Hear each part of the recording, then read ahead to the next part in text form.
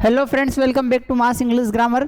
आज हम grammar series के अंतर्गत आप सभी के लिए लेकर के आए हैं। हमारा टॉपिक है सिंटैक्स। ठीक है, सिंटैक्स। ये सिंटैक्स होता क्या है, ठीक है, किससे कहते हैं सिंटैक्स। तो अभी तक आपने जो सिंटैक्स के बारे में समझा है या आप जिसे सिंटैक्स समझते हैं वो है स्ट्रक्चर। सरल शब्दों में हम सिंटैक्स के बारे में यह कह सकते हैं कि जो स्ट्रक्चर होता है हमारा लैंग्वेज में उसी को हम सिंटैक्स कहते हैं। अब देखिए, आज की जो ये सीरीज है इसके अंतर्गत आपको बहुत सारे कॉन्सेप्ट्स क्लियर होंगे और बहुत सारी नई चीज़ें सीखने को मिलेगी। ठीक है, जिसके बारे में हो सकता है आप पहले से अवेयर हो या ना अवेयर हो, लेकिन बहुत सारी चीज़ें आपको आज सीखने को मिलेगी। बने रहिए हमारे साथ, देखते रहिए। जब भी हम कभी भी इंग्लिश सीखने के लिए गए तो हमारे लैंग्वेज सीखने की जो शुरुआत हुई थी वो कहा जाता है कि सब्जेक्ट प्लस वर्ब का first form plus object. It means alphabet तो हम ऐसे ही सीख गए थे, मतलब नर्सरी एलकेजी यूकेजी में अल्फ़ाबेट सीख गए। क्यों सीख रहे हैं, क्या उसके पीछे का लॉजिक क्या है, हमें कुछ नहीं पता था। ठीक है, क्लास वाले ABCD टीचर्स बोल रहे थे, हम भी ABCD बोलने लग गए और हम ABCD कहीं ना कहीं सीख गए। फिर उसके बाद नेक्स्ट स्टेप में पढ़ना आता है, सभी लोग पढ़ना सीख रहे तो हम भी पढ़ना सीख गए। वो वहाँ तक जो प्रोसेस थी वो नेचुरल प्रोसेस थी। ठीक है, एक फ्लो में आकर के हम सीख गए। लेकिन जब फिर उसके बाद जो है कई बार हमारे सामने क्वेश्चन आया कि भैया लैंग्वेज सीखे हम, तो लैंग्वेज सीखने के लिए जब कभी भी गए तो हमारे जो टीचर थे टीचर्स ने लिख दिया सब्जेक्ट प्लस वर्ब का फर्स्ट फॉर्म प्लस ऑब्जेक्ट, या फिर सब्जेक्ट प्लस वर्ब का फर्स्ट फॉर्म एस या ES plus object. Mostly structure में यही बार बार यहीं से शुरुआत होती थी। यहाँ पर आई डोंट मीन दैट यहाँ पर I am talking about any particular present indefinite और पास्ट इंडेफिनेट। मैं यहाँ ये औचित्य नहीं है यहाँ पर कि मैं प्रेजेंट इंडेफिनेट की बात कर रहा हूँ या पास्ट इंडेफिनेट की। यहाँ सिंपली मेरा मतलब यह है कि subject plus verb plus object. Verb के अंतर्गत क्या यूज किया जा सकता है, तो वर्ब के अंतर्गत कभी कभी वर्ब डायरेक्ट आ जाती है, कभी हेल्पिंग वर्ब और कभी मेन वर्ब। इस तरीके से हम पढ़ते हैं या समझते हैं। जितने भी स्ट्रक्चर्स हम सीखेंगे सभी में यही होगा, वर्ब का फर्स्ट फॉर्म, वर्ब का सेकेंड फॉर्म, कैन के साथ फर्स्ट फॉर्म, कुड के साथ फर्स्ट फॉर्म, वुड के साथ फर्स्ट फॉर्म, विल के साथ फर्स्ट फॉर्म। तो इस तरीके से हम अलग अलग स्ट्रक्चर्स के बारे में समझते हैं।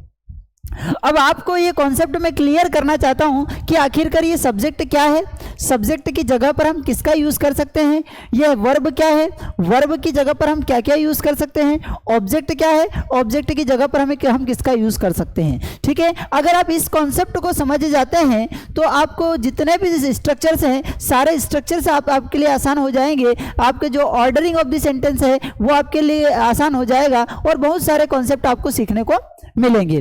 देखिए, सबसे शुरुआत होती है सब्जेक्ट से। ठीक है, तो समझते हैं ये सब्जेक्ट क्या है। सेंटेंस में सब्जेक्ट किससे शुरुआत होती है, सब्जेक्ट की जगह पर आप दो चीजें पुट कर सकते हैं, दैट में बी नाउन और दूसरा प्रोनाउन। हमने जो प्रीवियस क्लासेस पढ़ी है, प्रीवियस क्लासेस में हमने समझा है कि नाउन क्या होता है और प्रोनाउन क्या होता है। ठीक है, तो नाउन के बारे में हमने क्या डिस्कशन किया था कि जब भी हम किसी का नाम यूज करेंगे तो वो क्या कहलाएगा, जब भी हम किसी का नाम यूज करेंगे तो वो नाउन कहलाएगा, और नाम की जगह पर हमें दूसरा यूज करेंगे तो वो वर्ड क्या कहलाएगा, प्रोनाउन कहलाएगा। तो सर, क्या सब्जेक्ट की जगह पर नाउन या प्रोनाउन का ही उपयोग किया जा सकता है? क्या सब्जेक्ट की जगह पर हम किसी दूसरी वर्ब का उपयोग नहीं कर सकते? क्या सब्जेक्ट की जगह पर एडजेक्टिव का यूज नहीं किया जा सकता है? ये हम सभी के लिए एक क्वेश्चन मार्क है। ठीक है, क्या सेंटेंस की शुरुआत आई हुई यू दे से ही होगी? क्या सेंटेंस की शुरुआत ही शी नेम इट से ही होगी? क्या सेंटेंस की शुरुआत किसी सिंगुलर या प्लूरल नेम से ही होगी, या इसके अलावा भी कोई सेंटेंस की शुरुआत हो सकती है? उस सारी चीजों को हम देखेंगे, समझेंगे। ठीक है, नेक्स्ट नंबर पर आता है, वो आता है वर्ब। नेक्स्ट क्या होता है, वर्ब। वर्ब के बारे में आपने डिफरेंट प्रकार की हेल्पिंग वर्ब पढ़ी है, मेन वर्ब पढ़ी है, वर्ब का फर्स्ट फॉर्म पढ़ा है, सेकंड फॉर्म पढ़ा है, थर्ड फॉर्म पढ़ा है। तो अलग अलग हमने वर्ब्स के फॉर्म पढ़े हैं, तो उनका उपयोग हम यहाँ पर वर्ब की जगह पर करेंगे। ठीक है, और नेक्स्ट जो रहता है वो नेक्स्ट होता है ऑब्जेक्ट। सर, ऑब्जेक्ट की जगह पर, तो ऑब्जेक्ट की जगह पर भी आप नाउन का यूज कर सकते हैं या प्रोनाउन का यूज कर सकते हैं। अब हमारा नेक्स्ट क्वेश्चन जो आता है वो यह आता है कि सर आपने हमें कहा कि किसी भी लैंग्वेज में जो स्ट्रक्चर होता है वो होता है सब्जेक्ट प्लस वर्ब का फर्स्ट फॉर्म प्लस ऑब्जेक्ट। तो सब्जेक्ट की जगह पर हमने नाउन या प्रोनाउन का यूज़ किया, वर्ब की जगह पर हमने वर्ब यूज़ कर की, और ऑब्जेक्ट की जगह पर फिर हमने नाउन या प्रोनाउन यूज़ किया। तो क्या इसके अलावा दूसरे पार्ट्स ऑफ स्पीच का यूज़ नहीं किया जाता? क्योंकि पार्ट्स ऑफ स्पीच में हमने जो पढ़ा है वो एडजेक्टिव भी पढ़ा है, वर्ब भी पढ़ा है, एडवर्ब भी पढ़ा है, प्रीपोजिशन भी पढ़ा है, कंजक्शन भी पढ़ा है, इंटरजेक्शन भी पढ़ा है। तो ये सारे पार्ट्स ऑफ स्पीच को हमने जो पढ़ा है, तो क्या उनका उपयोग नहीं किया जाएगा? आपके इस प्रश्न का उत्तर हम अगली स्लाइड के माध्यम से देते हैं, समझेंगे। हमने कहा बेसिकली जो स्ट्रक्चर है वह यह है कि subject plus verb plus object. ठीक है, अब सब्जेक्ट की जगह पर क्या यूज किया जा सकता है उसको समझेंगे। ठीक है, अगर आपने इस कॉन्सेप्ट को समझ लिया तो बहुत सारे लैंग्वेज के टॉपिक आपके लिए आसान हो जाएंगे, समझेंगे इसे। सब्जेक्ट की जगह या तो हम नाउन का यूज करेंगे या प्रोनाउन का यूज करेंगे। ये दोनों वर्ड है, ये दोनों क्या है? एक वर्ड है, शब्द है। ये दोनों क्या है? एक शब्द है। दूसरा, शब्द के अलावा कभी कभी हम फ्रेज का यूज करते हैं, कभी कभी हम क्लॉज का यूज करते हैं। किसका यूज करते हैं? वर्ड का यूज करते हैं, फ्रेज का यूज करते हैं, क्लॉज का यूज करते हैं। ठीक है, अब हम वर्ब के बारे में अभी डिस्कशन नहीं करेंगे। हमारा टॉपिक क्या चलेगा कि नाउन और प्रोनाउन में जो वर्ड यूज किया जाएगा वो वर्ड आखिरकार कौन कौन से वर्ड्स का हम यहाँ पर उपयोग कर सकते हैं। फ्रेज जो यूज किया जाएगा, फ्रेज का एक्चुअल मीनिंग होता क्या है, क्लॉज जो यूज करेंगे और क्लॉज का मतलब क्या होता है। ठीक है, यहां से हम सेंटेंस की शुरुआत, हमारे टॉपिक की शुरुआत करते हैं। सबसे पहले हमने बोला वर्ड। वर्ड की डेफिनेशन आप सभी ने पढ़ी है क्या? कि लेटर्स का कोई सा भी ग्रुप जिसका अपना मीनिंग निकलता हो वो क्या कहलाता है? वर्ड। वर्ड के अंतर्गत हमने दो टॉपिक पढ़े हैं, क्या? नाउन और प्रोनाउन। तो नाउन में क्या बोला है? नाउन मतलब नाम, प्रोनाउन मतलब नाम की जगह पर उपयोग होने वाला शब्द। तो यहां पर सब्जेक्ट के लिए जो पहली का हमारे सामने जो कंडीशन बनती है वो यह बनती है कि मैं एक सब्जेक्ट की जगह पर यूज करूंगा I, we, you, they, plural, he, she, it, name, singular. ठीक है, सब्जेक्ट की जगह पर अगर मैं I, we, you, they, he, she, name, it का यूज करता हूं, ठीक है, तो यह नाउन या प्रोनाउन हो गया। ठीक है, इसके अलावा भी कोई आएगा तो उसको तीन कैटेगरीज में रखते हैं, या तो वह प्लूरल होगा, या वह सिंगुलर होगा, या वह अनकाउंटेबल होगा। कोई भी नाउन प्रोनाउन आप यूज कर रहे हैं तो वो क्या हो सकता है? ये ओवरऑल इसमें आपके सारे सब्जेक्ट्स इंक्लूड हो जाते हैं जो एक वर्ड के अंतर्गत आते हैं। ठीक है, सेकेंड नंबर पर जो हमारे सामने टॉपिक आता है, पॉइंट आता है, वो आता है कि फ्रेज। सेकेंड नंबर पे जो हमारे सामने पॉइंट आता है वो आता है कि फ्रेज। ये फ्रेज क्या होता है? फ्रेज के बारे में हम यह कह सकते हैं कि वर्ड्स का ये एक छोटा सा ग्रुप होता है जो मीनिंग तो देता है लेकिन कंप्लीट मीनिंग नहीं देता है।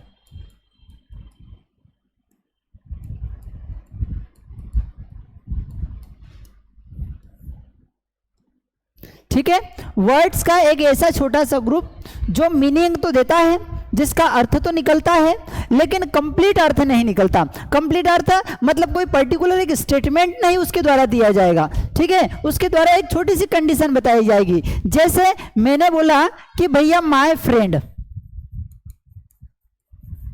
माय फ्रेंड मतलब क्या हुआ? मेरा दोस्त।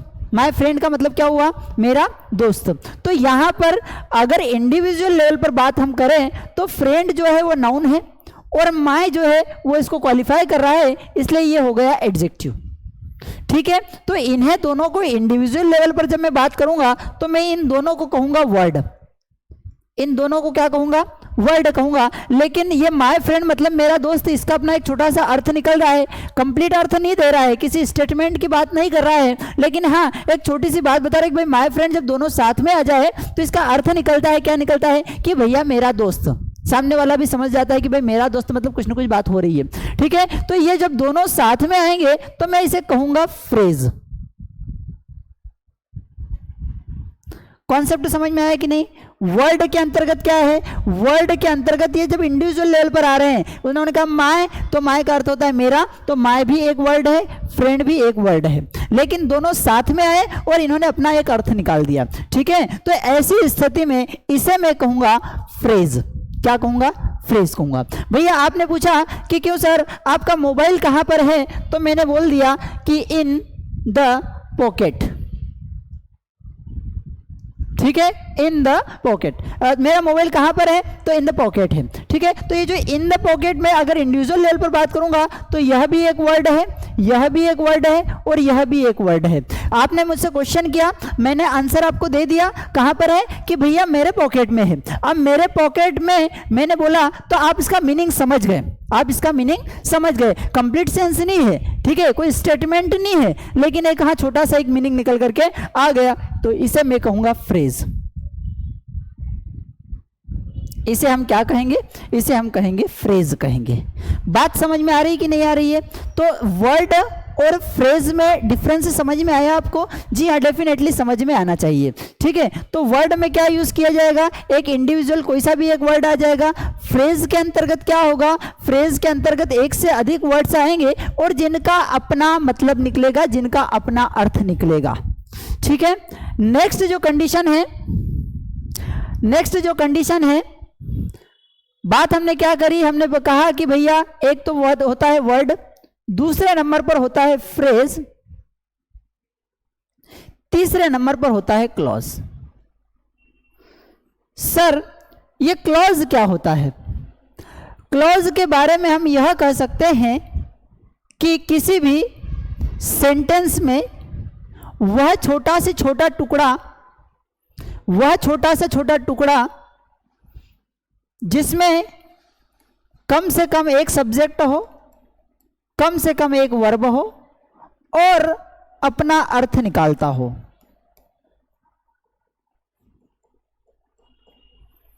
कम से कम एक सब्जेक्ट हो, कम से कम एक वर्ब हो और उसका अपना अर्थ हो।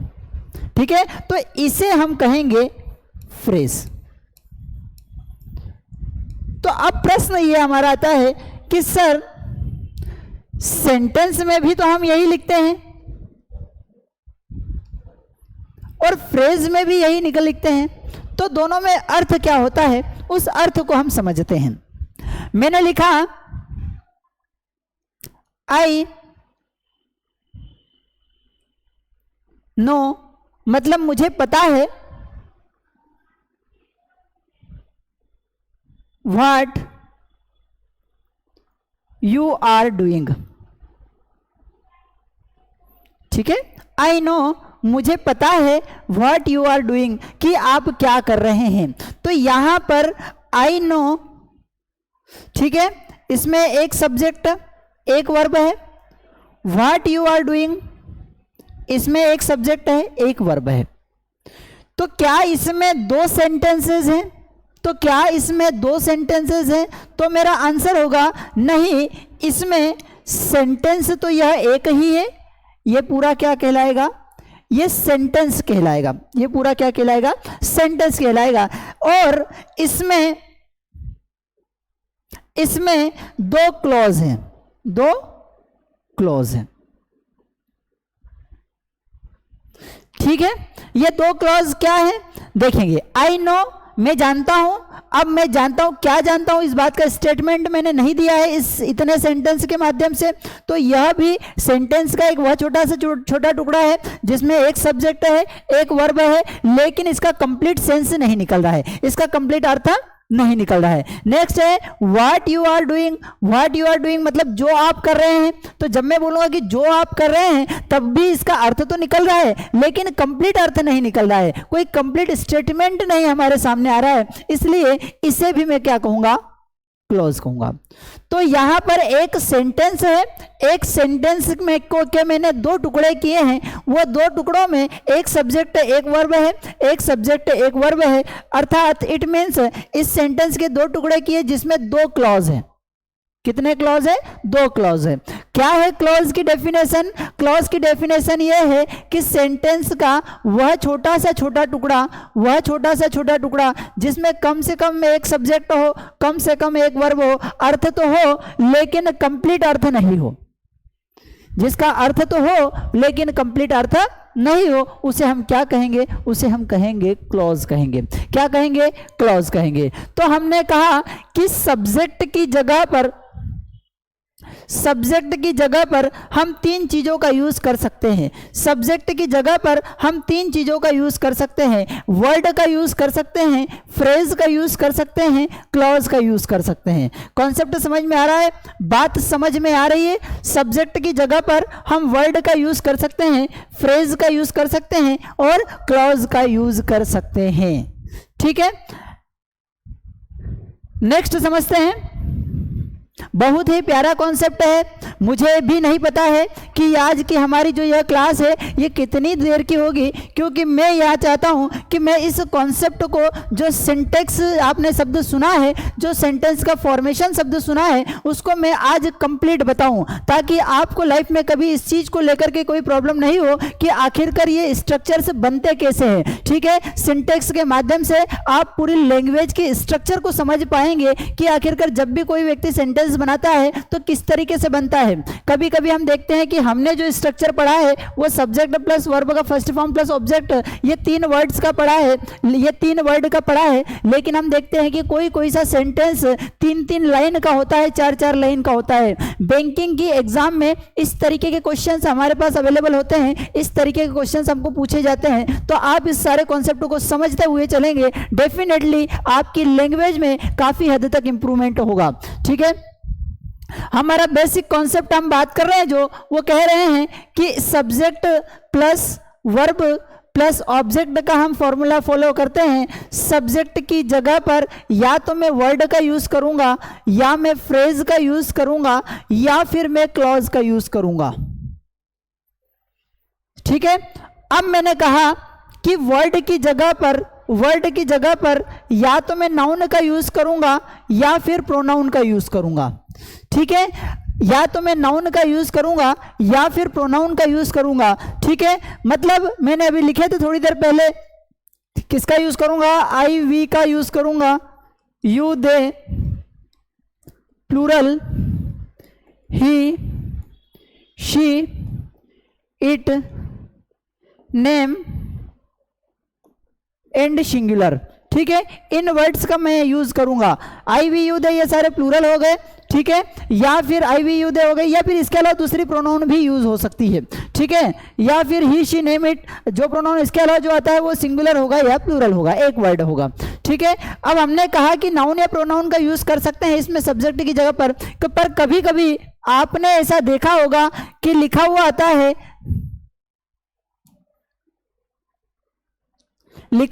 है कि डांसिंग इज गुड हॉबी, या फिर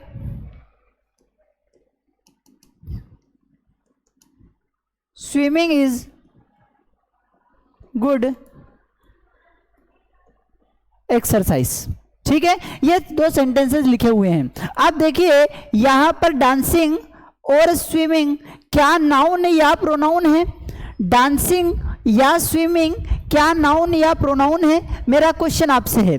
आप कहेंगे कि नहीं सर, डांसिंग का मतलब होता है नाचना और स्विमिंग का मतलब होता है तैरना, यह नाउन नहीं है, ये वर्ब है। आपको ऐसा लगेगा कि ये डांसिंग और स्विमिंग जो है वो नाउन नहीं है, वर्ब है। लेकिन फ्रेंड्स एक बात ध्यान रखेंगे कि यहाँ पर जो डांसिंग और स्विमिंग का यूज किया गया है, यहाँ पर जो डांसिंग और स्विमिंग का यूज किया गया है ये वर्ब नहीं है, यह है नाउन। यहां पर जो डांसिंग और स्विमिंग का यूज हमने किया है ये वर्ब नहीं है और क्या है? नाउन है। सर कैसे नाउन हो गई? तो समझाएंगे, हम बताते हैं आपको कि जब वर्ब का आईएनजी फॉर्म उपयोग किया जाए और केवल नाम बताने के लिए यूज किया जाए, नाउन के रूप में यूज किया जाए, ठीक है, तो उसे हम कहते हैं जिरंड, तो उसे हम कहते हैं जिरंड। और जो जिरंड होता है वह नाउन का काम करता है। किसका काम करता है? नाउन का कार्य करता है, केवल नाम बताने का काम करता है, या फिर उसे नाउन कहा जाता है। उसे क्या कहा जाता है? नाउन। क्यों नाउन कहा जाता है? क्योंकि मैं जब यहाँ बोल रहा हूँ कि डांसिंग इज गुड हॉबी, उस समय मैं कोई नाचने का कार्य नहीं कर रहा हूँ और ना ही नाचने की एक्टिविटी के बारे में कुछ बता रहा हूँ। यहाँ पर मैं नाचने को सिर्फ एक आर्ट का नेम के रूप में रिप्रेजेंट कर रहा हूँ। किसके रूप में प्रेजेंट कर रहा हूं? आर्ट का नेम या फिर एक्शन का नेम। किस रूप में रिप्रेजेंट कर रहा हूं? यहां पर कोई नाचने की एक्टिविटी नहीं हो रही है, मैं सिर्फ उस एक्शन का नेम रिप्रेजेंट कर रहा हूं। और ये डांसिंग और स्विमिंग जो है ये उस एक्शन के नेम के रूप में यूज किए गए हैं, इसलिए ये क्या है? नाउन है। और यहां पर हमारे सब्जेक्ट की जगह पर नाउन का उपयोग किया गया है। बात समझ में आ रही है? कॉन्सेप्ट देखिए, लेक्चर बड़ा ही लेंदी हो सकता है, लेकिन इसमें बहुत सारे कॉन्सेप्ट्स आपको समझने को मिलेंगे, ठीक है, कि किस तरीके से सेंटेंस का जो स्ट्रक्चर होता है वो बड़ा होता है, ठीक है। नेक्स्ट जो है हमने कहा है कि सब्जेक्ट में हम किसका यूज कर सकते हैं? नाउन का यूज कर सकते हैं, प्रोनाउन का यूज कर सकते हैं। नाउन के एग्जाम्पल के रूप में अभी हमने क्या कहा? नाउन के एग्जाम्पल के रूप में हमने कहा कि या तो आप किसी का भी नेम यूज कर लेंगे, या तो आप किसी का भी नेम यूज कर लेंगे, या फिर नेम की जगह पर दूसरा वर्ड यूज करेंगे। जैसे कि मैंने कहा Ram is my friend, Ram is my friend. यहां पर जो राम है वो नाम है, नाम है मीन्स नाउन है। अब इसकी जगह पर मैंने एक दूसरा सेंटेंस बनाया और जिसमें लिखा कि who is my friend. Question पूछ रहा हूं क्या? कि हु इज माय फ्रेंड, मेरा फ्रेंड कौन है, ठीक है। नाम था तो आपने बोल दिया कि नाउन है। अब यहां पर ये इज जो है एक वर्ब है, इज जो है एक वर्ब है, ये हु जो है एक तरीके का सब्जेक्ट है। हु जो है एक तरीके का क्या है? सब्जेक्ट है। तो हु सब्जेक्ट की जगह पर आया है, तो क्या यह नाउन है या प्रोनाउन है या फिर दूसरा शब्द है? यह नाउन है, प्रोनाउन है या फिर दूसरा शब्द है? तो भैया ये नाम की जगह पर यूज किया जा रहा है, नाम की जगह पर यूज किया जा रहा है। और हमने डेफिनेशन में पढ़ा है क्या? कि जो नाम की जगह पर उपयोग किया जाएगा उसे हम कहेंगे प्रोनाउन। कौन सा प्रोनाउन है? ये प्रश्न पूछने का कार्य कर रहा है, इसलिए ये इंटेरोगेटिव प्रोनाउन है, पर आखिरकार ये है प्रोनाउन। क्या है? ये है प्रोनाउन। तो ध्यान रखेंगे, सेंटेंस की शुरुआत में या तो नाउन का उपयोग किया जाएगा या प्रोनाउन का उपयोग किया जाएगा। बात समझ में आ गई? बात समझ में आ गई? या तो नाउन का यूज किया जाएगा या प्रोनाउन का यूज किया जाएगा। सर यहां तक तो हमको बात समझ में आ गई, लेकिन कभी कभी हम सेंटेंस कुछ इस तरीके से लिखते हैं, कभी कभी हम सेंटेंस कुछ इस तरीके से लिखते हैं जिसमें हम यह लिखते हैं कि माय फ्रेंड हेल्प्स मी। कभी कभी हम इस तरीके से लिखते हैं कि माय फ्रेंड हेल्प्स मी। यहां पर हेल्प्स जो है एक वर्ब है, मी जो है एक ऑब्जेक्ट है। और सर हमें बताइए कि ये जो माय फ्रेंड आपने लिखा है क्या यह नाउन है या प्रोनाउन है? अब यहां पर एक छोटा सा कंफ्यूजन शुरू होता है। क्या होता है कि सर अभी तक आप चिल्ला चिल्ला करके हमें बता रहे थे कि या तो नाम की जगह पर हम नाउन का यूज करेंगे या प्रोनाउन का यूज करेंगे, और यहां पर तो फ्रेंड जो है एक नाउन है तथा माय जो है वो एडजेक्टिव है। तो यहां पर तो आपका रूल फेल हो जाता है, यहां पर आपका रूल फेल हो जाता है। लेकिन अब एक बात और मैंने कही थी, क्या कही थी? कि जब हम वर्ड का यूज करेंगे, जब हम वर्ड का यूज करेंगे उस समय हम नाउन या प्रोनाउन का यूज करेंगे। लेकिन इसके बाद एक मैंने वर्ड और बताया था आपको कि सब्जेक्ट की जगह पर हम फ्रेज का भी यूज कर सकते हैं, सब्जेक्ट की जगह पर हम फ्रेज का भी यूज कर सकते हैं। अब बताइए कि यहां पर फ्रेज है कौन? यहां पर फ्रेज है क्या? तो देखिए ये नाउन है, ये एडजेक्टिव है, इसका अर्थ निकल रहा है माय फ्रेंड, इट मीन्स मेरा दोस्त। तो ये नाउन और प्रोनाउन दोनों मिला करके, नाउन या एडजेक्टिव दोनों मिल करके एक मेरे लिए फ्रेज क्रिएट कर रहे हैं। क्या कर रहे हैं? Create phrase. तो यहां पर जो माय फ्रेंड है ये एक फ्रेज है, यहाँ पर एक, और बेसिकली क्या है? एक नाउन है और उसको क्वालिफाई करने के लिए एक एडजेक्टिव आया है। तो सब्जेक्ट की जगह पर या तो आप किसी का नाम यूज करेंगे, सब्जेक्ट की जगह पर या तो आप किसी का नाम यूज करेंगे, नाम नहीं हुआ तो प्रोनाउन का यूज करेंगे, और नाम या प्रोनाउन की जगह पर कभी कभी हम फ्रेज का यूज करते हैं। फ्रेज के अंतर्गत दो या दो से अधिक वर्ड्स का एक ग्रुप आता है, दो या दो से अधिक वर्ड्स का एक ग्रुप आता है, जो क्या कहलाता है? वो कहलाता है फ्रेज कहलाता है। क्या कहलाता है? फ्रेज कहलाता है। तो यहां पर माय फ्रेंड जो है वो एक फ्रेज है। कॉन्सेप्ट समझ में आ रहा है? सब्जेक्ट की जगह पर हम क्या यूज करेंगे? या तो नाउन यूज करेंगे, या प्रोनाउन यूज करेंगे, या फिर क्या यूज करेंगे? फ्रेज का यूज करेंगे। किसका यूज करेंगे? फ्रेज का।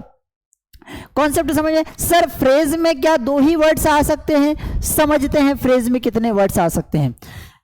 हम बात कर रहे हैं सब्जेक्ट के बारे में। सब्जेक्ट की जगह पर हम नाउन का यूज कर सकते हैं, सब्जेक्ट की जगह पर हम प्रोनाउन का यूज कर सकते हैं, और सब्जेक्ट की जगह पर हम फ्रेज का यूज कर सकते हैं। किसका यूज कर सकते हैं? फ्रेज का यूज कर सकते हैं। जैसे मैंने लिखा कि मेरा बेस्ट फ्रेंड, ठीक है, इज आउट ऑफ टाउन। ठीक है, मेरा बेस्ट फ्रेंड जो है वो आउट ऑफ टाउन है, मतलब हमारे शहर से, गांव से, कस्बे से बाहर है। तो आप देखिए ये इज एक वर्ब है, ये इज एक वर्ब है, और ये जो है इतना बड़ा हमारा हो गया सब्जेक्ट। अब सर सब्जेक्ट की जगह पर क्या यूज किया जा सकता है? नाउन यूज किया जा सकता है, प्रोनाउन यूज किया जा सकता है, फ्रेज यूज किया जाता है। ठीक है, अब देखिए यहां ना तो नाउन है और ना ही प्रोनाउन है। क्यों? क्योंकि हमारा सब्जेक्ट कोई एक वर्ड नहीं है। हमारा सब्जेक्ट अगर एक वर्ड होता तो हम पहचान लेते कि वो नाउन है या प्रोनाउन है, लेकिन यहां पर जो हमारा वर्ड है या सब्जेक्ट है वो एक वर्ड नहीं है, एक से अधिक वर्ड है। समझते हैं इस एक से अधिक वर्ड में कौन क्या भूमिका निभा रहा है। ये जो फ्रेंड है, ये फ्रेंड है, नाउन है। इस फ्रेंड को क्वालिफाई करने के लिए मैं यूज कर रहा हूं बेस्ट। जो नाउन को क्वालिफाई करता है, वो कहलाता है एडजेक्टिव। जो नाउन को क्वालिफाई करता है वो कहलाता है एडजेक्टिव। इस बेस्ट को क्वालिफाई करने के लिए एक वर्ड और मेरे पास आ रहा है माय, और इसे मैं कहूंगा एडवर्ब। इसे मैं क्या कहूंगा? एडवर्ब कहूंगा। तो फ्रेंड्स मुझे अब बताइए, ठीक है, कि ये क्या मैं इसे फ्रेज कह सकता हूं? जी हाँ, मैं फ्रेज कह सकता हूं। इसे भी मैं क्या कहूंगा? फ्रेज कहूंगा। क्यों कहूंगा? क्योंकि यहां पर कोई एक वर्ड नहीं दिया हुआ है। अगर एक वर्ड होता तो वो क्या कहलाता? फ्रेज कहलाता है। अगर एक वर्ड होता तो क्या कहलाता? नाउन या प्रोनाउन कहलाता।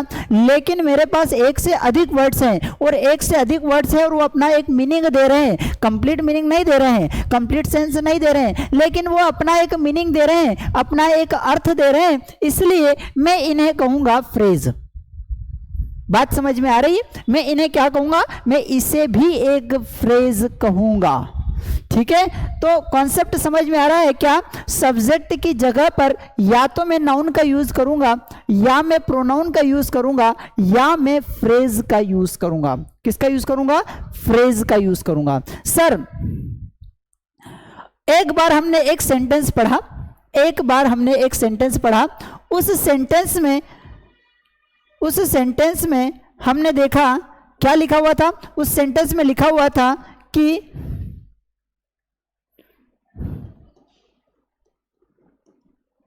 रोलिंग स्टोन्स गैदर नो मास।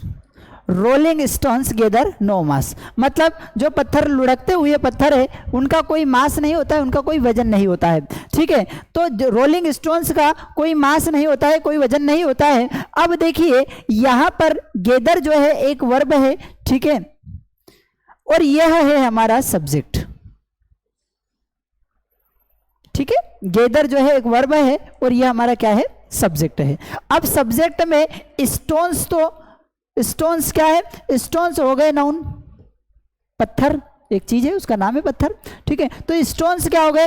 नाउन। अब हमारा क्वेश्चन यह है कि सर ये रोल आने तो होता है लुढ़कना, रोल आने क्या होता है? लुढ़कना होता है, और ये लुढ़कना सर यहाँ पर क्या होगा? क्या यह वर्ब है? क्योंकि हमने तो पढ़ा है कि लुढ़कना का मतलब क्या होता है? वर्ब। थोड़ी देर पहले आपने एक बात और हमें बताई थी। क्या बताई थी? कि जब वर्ब का आईएनजी फॉर्म यूज किया जाता है, ठीक है, नाउन का काम कर रहा है, तो उसे हम जिरंड कहते हैं। तो उसे हम क्या कहते हैं? जिरंड कहते हैं। तो क्या यहाँ पर भी इसे जिरंड कहेंगे? जी नहीं, यहाँ पर वर्ब का आईएनजी फॉर्म तो उपयोग किया जा रहा है, लेकिन इस नाउन को क्वालिफाई करने के लिए इसका उपयोग किया जा रहा है। इस नाउन को क्वालिफाई करने के लिए इसका उपयोग किया जा रहा है, इसलिए इसे हम कहेंगे एडजेक्टिव। इसे हम क्या कहेंगे? एडजेक्टिव। तो सर क्या वर्ब का आईएनजी फॉर्म नाउन भी हो सकता है? नाउन भी हो सकता है, एडजेक्टिव भी हो सकता है और वर्ब भी हो सकता है। हाँ फ्रेंड्स, नाउन का आईएनजी फॉर्म, वर्ब का आईएनजी फॉर्म नाउन भी हो सकता है, एडजेक्टिव भी हो सकता है और वर्ब भी हो सकता है। बात समझ में आ रही है? कॉन्सेप्ट समझ में आ रहा है? ठीक है। जब वर्ब का आईएनजी फॉर्म नाउन का काम कर रहा होता है, जब वर्ब का आईएनजी फॉर्म केवल नाम के रूप में उपयोग किया जा रहा है, उसके आगे पीछे कोई नहीं है, मतलब किसी को वो क्वालिफाई नहीं कर रहा है, तो ऐसी स्थिति में उस नाउन को हम कहेंगे जिरंड। क्या कहेंगे? जिरंड कहेंगे फ्रेंड्स। ठीक है। अगर वर्ब का आईएनजी फॉर्म नाउन का काम कर रहा है, तो ऐसी स्थिति में इसे हम जिरंड कहेंगे। अगर वर्ब का आईएनजी फॉर्म किसी की विशेषता बता रहा है, जैसे कि यहाँ पर लिखा है कि रोलिंग स्टोन्स, इस स्टोन्स की विशेषता है रोलिंग, ठीक है, तो ये रोलिंग स्टोन्स इस स्टोन की विशेषता बता रहा है। और जब वर्ब का आईएनजी फॉर्म विशेषता बताने का काम करेगा, तो उसे हम कहेंगे पार्टिसिपल। क्या कहेंगे? पार्टिसिपल कहेंगे। कौन सा पार्टिसिपल कहेंगे? प्रेजेंट पार्टिसिपल कहेंगे। कौन सा पार्टिसिपल कहेंगे? प्रेजेंट पार्टिसिपल कहेंगे। ठीक है। और वर्ब तो वर्ब ही होती है। ठीक है। बात समझ में आ रहा है? कॉन्सेप्ट समझ में आ रही है? देखिए बहुत सारी चीजें आपको सीखने को मिलेगी। आज की जो यह क्लास है, ये ना केवल स्टूडेंट्स के लिए है, मतलब जीरो से हीरो लेवल जिसको कहा जा सकता है, प्लिंथ टू पैरामाउंट लेवल कहा जा सकता है। ठीक है। बहुत सारे जो हमारे स्कूल टीचर्स हैं और बहुत सारे पढ़ने वाले लोग हैं, उन सभी के लिए बहुत ही प्यारा कॉन्सेप्ट है। ठीक है। समझते हैं। नेक्स्ट हमने क्या कहा कि नाउन का क्वालिफाई करेगा, प्रोनाउन को क्वालिफाई करेगा, और जो सब्जेक्ट रहेगा वो नाउन के रूप में यूज किया जाएगा, प्रोनाउन के रूप में यूज किया जाएगा, और फ्रेज के रूप में सब्जेक्ट का उपयोग किया जा सकता है। अर्थात सब्जेक्ट की जगह पर या तो मैं नाउन का यूज करूंगा, प्रोनाउन का यूज करूंगा, या फिर फ्रेज का यूज करूंगा। अब अगला सेंटेंस देखेंगे। बहुत ही प्यारा कॉन्सेप्ट आपके लिए निकल करके आ रहा है। बहुत ही अच्छी लर्निंग्स होगी इसमें, समझेंगे, बहुत ही नया कॉन्सेप्ट आपको समझने को मिलेगा। जैसे मैंने लिखा, what you are telling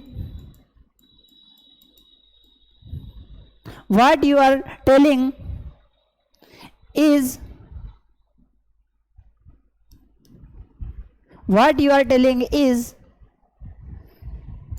not audible to me. What you are telling is not audible to me. जो आप कह रहे हैं वो मुझे सुनाई नहीं दे रहा है, वो मेरे लिए सुनने योग्य नहीं है। ठीक है। तो अब देखिए यहां पर इज जो है वर्ब, इज यहां पर क्या है? वर्ब है। इट मीन्स इतना बड़ा जो है यहां पर लिखा है सब्जेक्ट। इतना बड़ा क्या है यहाँ पर? ये सब्जेक्ट है। व्हाट यू आर टेलिंग, जो आप कह रहे हैं ना, is not audible to me, ये मैं उसको सुन नहीं पा रहा हूं। ठीक है। तो ये व्हाट यू आर टेलिंग जो लिखा हुआ है, ये हमारे लिए क्या हो गया? एक सब्जेक्ट हो गया। अब फिर वही क्वेश्चन, सर सब्जेक्ट की जगह पर आपने कहा था कि नाउन का यूज कर सकते हैं, प्रोनाउन का यूज कर सकते हैं, फ्रेज का यूज कर सकते हैं। इसमें तो हमें सब्जेक्ट भी दिख रहा है, इसमें तो हमें वर्ब भी दिख रही है, इसे क्या कहेंगे? तो भैया इसे हम कहेंगे क्लॉज। इसे हम क्या कहेंगे?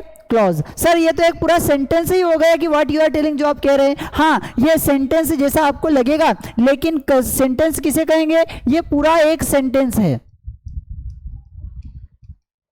ये पूरा एक क्या है? सेंटेंस है। और ये इतना जो टुकड़ा दिख रहा है, इसे हम यहाँ पर सेंटेंस नहीं बोलेंगे, इसे हम कहेंगे क्लॉज। क्या कहेंगे? क्लॉज। सर क्लॉज क्या होता है? क्लॉज हम कहते हैं सेंटेंस का वह छोटा से छोटा टुकड़ा जिसमें कम से कम एक सब्जेक्ट हो, कम से कम एक वर्ब हो, और अपना अर्थ तो निकलता हो लेकिन कंप्लीट अर्थ नहीं देता हो, उसे हम कहेंगे क्लॉज। क्या कहेंगे? उसे हम क्लॉज कहेंगे। बात समझ में आ रही है? कॉन्सेप्ट समझ में आ रहा है? I hope you are learning well and you are understanding all the concepts clearly. ठीक है, तो इसको पढ़ते रहेंगे, समझते रहेंगे। सब्जेक्ट की जगह पर क्या यूज किया जा सकता है? नाउन का उपयोग किया जा सकता है, प्रोनाउन का उपयोग किया जा सकता है, फ्रेज का यूज किया जा सकता है, क्लॉज का यूज किया जा सकता है। किसकी जगह पर? सब्जेक्ट की जगह पर। ठीक है, अब एग्जाम में कई बार सर यहां से कोई क्वेश्चन आता है क्या? आप इस तरीके के हमसे क्वेश्चंस पूछ रहे हैं। देखिए, ये एग्जाम में इस तरीके से क्वेश्चन आता है कि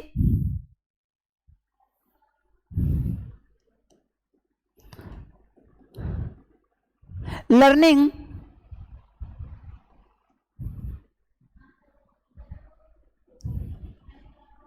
Sanskrit is not easy task. इस तरीके से सेंटेंस आया कि learning Sanskrit is not easy task. ठीक है, अब आपसे कहा जाता है कि बताइए, ये जो लर्निंग वर्ड यहां पर यूज किया गया है, ये नाउन है, प्रोनाउन है, एडजेक्टिव है, वर्ब है, क्या है? आप समझते हैं लर्न मीन्स सीखना, लर्न मीन्स सीखना, और आपने बोल दिया सीखना एक वर्ब है, आप इसको लगा देते हैं वर्ब। अंडरलाइन में आता है। ठीक है, इस तरीके से अंडरलाइन में आएगा और कहा जाएगा कि अंडरलाइन वर्ड क्या है, उसका पार्ट्स ऑफ स्पीच बताओ। तो हम क्या लगा देंगे इसको? हम इसको लगा देंगे वर्ब। क्या फ्रेंड्स ये यहां पर वर्ब है?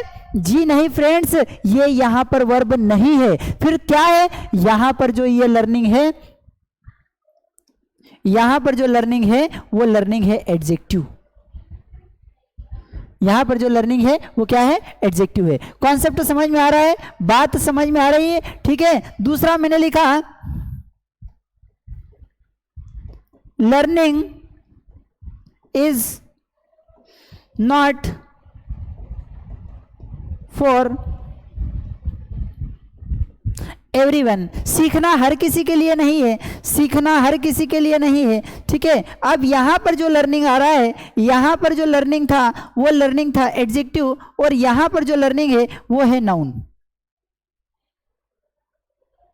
बात समझ में आ रही है? कॉन्सेप्ट समझ में आ रहा है? देखिए फ्रेंड्स, यही कॉन्सेप्ट हम आपको समझाना चाह रहे हैं। ठीक है, कि जब आपको पार्ट्स ऑफ स्पीच अंडरलाइन दिए हुए आते हैं कि भैया इसका पार्ट्स ऑफ स्पीच समझो, तो आपको उस कॉन्सेप्ट को समझना चाहिए कि आखिरकार बात किसकी हो रही है, क्या काम कर रहा है। ठीक है, अगर नाम के रूप में यूज किया जाए कि learning is not easy, learning सीखना कोई होता ये नहीं है, तो यहां पर केवल नाम के रूप में यूज किया जा रहा है, इसलिए नाउन है। और लर्निंग संस्कृत, संस्कृत को सीखना, ठीक है, तो वहां पर जो है वो कहीं ना कहीं एडजेक्टिव का काम कर रहा है। तो ये बहुत सारे अलग अलग कॉन्सेप्ट्स है, इसको समझते हुए चलेंगे। ठीक है, तो सब्जेक्ट की जगह पर या तो हम नाउन का यूज करेंगे, प्रोनाउन का यूज करेंगे, फ्रेज का यूज करेंगे, क्लॉज का यूज करेंगे। ठीक है सर, ये जो नाउन, प्रोनाउन, फ्रेज और क्लॉज, तो क्या ये फ्रेज और क्लॉज भी नाउन होते हैं? क्या ये फ्रेज और क्लॉज भी नाउन होते हैं? जी हाँ, फ्रेज और क्लॉज नाउन भी होते हैं, एडजेक्टिव भी होते हैं, एडवर्ब भी होते हैं। फ्रेज और क्लॉज ये तो नाउन और प्रोनाउन होते हैं। ठीक है, लेकिन फ्रेज और क्लॉज जो होते हैं वो नाउन भी होते हैं, प्रोनाउन भी होते हैं और एडजेक्टिव भी होते हैं। सॉरी, प्रोनाउन नहीं होते हैं, नाउन होते हैं, एडजेक्टिव होते हैं और एडवर्ब होते हैं। ठीक है, तो सर यहां पर क्या हम एडवर्ब फ्रेज का यूज करेंगे? क्या यहां पर हम एडवर्ब क्लॉज का यूज करेंगे? नहीं फ्रेंड्स, यहां पर हम जो यूज करेंगे केवल नाउन फ्रेज का यूज करेंगे, केवल नाउन फ्रेज का यूज करेंगे और केवल नाउन क्लॉज का यूज करेंगे। बात समझ में आ रही है? सब्जेक्ट की जगह पर हम केवल नाउन फ्रेज का यूज करेंगे और केवल नाउन क्लॉज का यूज करेंगे। सर तो इसके अलग अलग टाइप जो बता रहे हैं आप फ्रेज के, कि नाउन फ्रेज भी होता है, एडजेक्टिव फ्रेज होता है, एडवर्ब फ्रेज होता है, नाउन क्लॉज होता है, एडवर्ब क्लॉज होता है, एडजेक्टिव क्लॉज होता है, तो उसको डिटेल में समझाइए ना भैया। अगर हम उसको अभी डिटेल्स में समझाएंगे तो ये हमारा जो सब्जेक्ट है, जिसको हम सब्जेक्ट कह रहे हैं, ये सब्जेक्ट को ही हमारे कम से कम 4 या 5 घंटे का मैराथन का समय लगेगा। ठीक है, तो हम अभी आपको एक बेसिक इंट्रोडक्शन दे रहे हैं फ्रेंड्स। ठीक है, इसके बाद हम इस अलग से फ्रेज के ऊपर एक वीडियो लेकर के आएंगे, अलग से एक क्लॉज के ऊपर एक वीडियो लेकर के आएंगे जो लगभग 1 घंटे का फ्रेज का होगा, क्लॉज का भी उतना ही समय का होगा, जिसमें आपके सारे कॉन्सेप्ट्स हम क्लियर करेंगे। ठीक है, अभी हम जो बात कर रहे हैं वो क्या बात कर रहे हैं कि सब्जेक्ट की जगह पर हम किसका उपयोग कर सकते हैं। सब्जेक्ट की जगह पर हम किसका उपयोग कर सकते हैं? तो सब्जेक्ट की जगह पर नाउन का उपयोग किया जा सकता है, प्रोनाउन का उपयोग किया जा सकता है, फ्रेज का उपयोग किया जा सकता है और क्लॉज का उपयोग किया जा सकता है। ठीक है, बात समझ में आ रही है? कॉन्सेप्ट समझ में आ रहा है?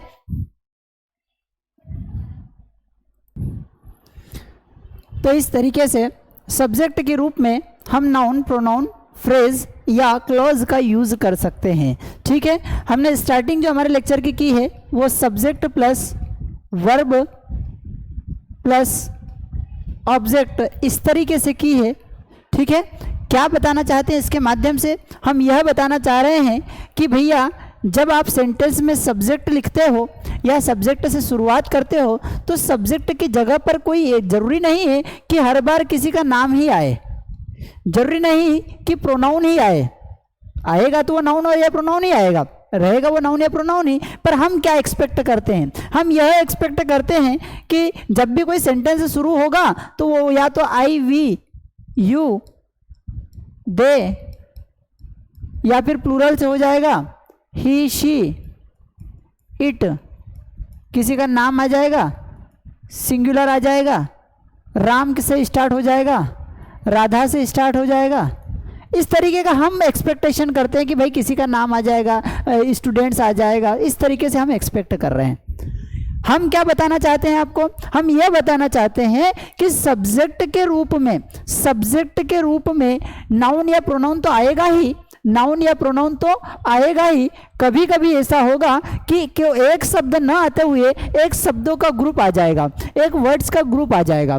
अगर वो वर्ड्स के ग्रुप में सब्जेक्ट और वर्ब नहीं है तो वो कहलाएगा फ्रेज, और अगर उस वर्ड्स के ग्रुप में सब्जेक्ट और वर्ब भी है तो वो कहलाएगा क्लॉज। इट मीन्स सब्जेक्ट की जगह पर एक शब्द भी आ सकता है, शब्दों का ग्रुप भी आ सकता है और एक सेंटेंस का टुकड़ा भी आ सकता है, मतलब एक सेंटेंस भी आ सकता है। सारी चीज़ों को हमने मेंशन करने की कोशिश की है। ऑल्दो ये लेक्चर बड़ा ही लेंदी हो सकता है, ठीक है, क्योंकि अभी अप्रोक्स आई थिंक 45 मिनट्स हमको हो गए हैं, और ऐसी स्थिति में 45 जो मिनट्स हो गए हैं, ऐसी स्थिति में ये लेक्चर अगर हम सब्जेक्ट और वर्ब ऑब्जेक्ट तीनों को कंप्लीट करते हैं, ठीक है, इसीलिए मैंने स्टार्टिंग में बोला था कि मुझे नहीं पता है कि यह लेक्चर कितना बड़ा होने वाला है। ठीक है, वो तो मैंने टाइम देख लिया तो मुझे रियलाइज़ हुआ कि भैया ये लेक्चर अगर 4 आवर्स का जाता है या 3 आवर्स का जाता है तो कहीं ना कहीं आपको देखने समझने में थोड़ा सा एक बार में एक बैठक में आप देख नहीं पाएंगे। इसलिए हमने अभी इंस्टेंट यह डिसीजन लिया कि हम इसको पार्ट्स में कंप्लीट कर देते हैं। ठीक है, तो आज जो हमने पार्ट इसका कंप्लीट किया है वो सब्जेक्ट वाला पार्ट लगभग कंप्लीट हो गया है। उसमें भी हमने एग्जांपल्स पूरे नहीं ले पाए हैं। ठीक है, आपको केवल एक एक एग्जांपल्स के माध्यम से इसको नाउन क्या होता है, प्रोनाउन क्या होता है, फ्रेज क्या होता है, क्लॉज क्या होता है, इसको थोड़ा सा समझाने की हमने कोशिश की है। ठीक है, नेक्स्ट जो टॉपिक हम लेकर के आएंगे वो लेकर के आएंगे कि वर्ब, आखिरकार वर्ब की जगह पर हम कौन कौन सी चीज़ों का उपयोग करते हैं और इनका क्या उपयोग होता है। नेक्स्ट टॉपिक जो हमारा आने वाला है वो बहुत ही इंपॉर्टेंट होगा, किसी भी सेंटेंस को समझने में काफ़ी हेल्प मिलेगी उससे, क्योंकि अगले टॉपिक में हम बताएंगे कि हम कैन अगर ला रहे हैं तो कैन का क्या उपयोग होगा, अगर कुड यूज़ कर रहे हैं तो कुड का क्या अर्थ होगा, अगर वुड यूज़ कर रहे हैं तो वुड का क्या अर्थ होगा, यूज्ड टू लगा रहे हैं तो यूज्ड टू के कितने अर्थ हो सकते हैं। इन सारी चीज़ों के बारे में हम डिस्कशन आपके साथ करेंगे।